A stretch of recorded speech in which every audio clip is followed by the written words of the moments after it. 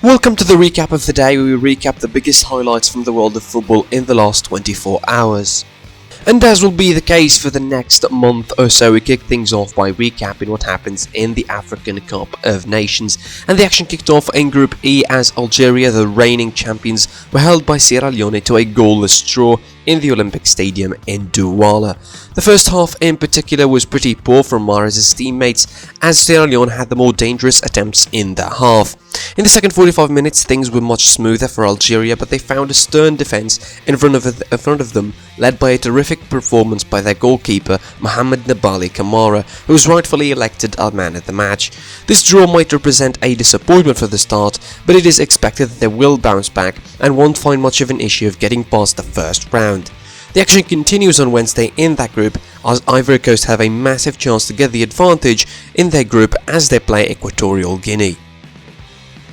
Later in the day in Group D, and it was another disappointing North African outing, as Egypt were not just beaten by Nigeria 1-0, but they were completely outclassed by Augustin Ogovin's boys, who had a sublime game against a very appalling version of the Salah-led Egypt. The Pharaohs were outdone in every department by the Super Eagles, and who were sharper, and more particularly in the first half, as a beautiful finish from Kelechi Iheanacho from Leicester City in the 30th minute sealed the deal for the match. In the other game of that group, I can't say much of an exciting note about this, as Sudan and Guinea-Bissau played yet another pedestrian game in this tournament that ended with yet another scoreless draw, although Guinea-Bissau could have scored if Pelé, yes that's his name, didn't miss the penalty he got in the 82nd minute. The next round in this group sees Nigeria play Sudan and Egypt will play Guinea-Bissau this Saturday, and on Wednesday Tunisia kick off their campaign against Mali in Group F as Mauritania face Gambia in the same group, while as mentioned before, Ivory Coast plays Equatorial Guinea to round up Group E.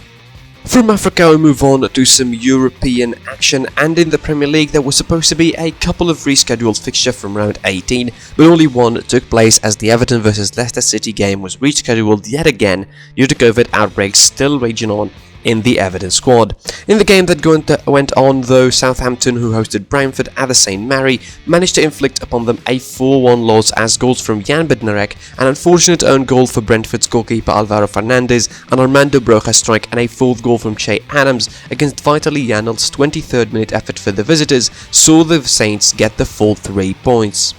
From England to Serie A, and in the last fixture from round 21 of Serie A, Cagliari snatched the late winner to deny Bologna any points from the game, and despite the visitors taking the lead inside 10 minutes in the second half thanks to Riccardo Orsolini from a beautiful free kick, Leandro Pavoletti's 71st minute goal and Gaston Pereiro's 93rd minute winner gave the hosts the full mark.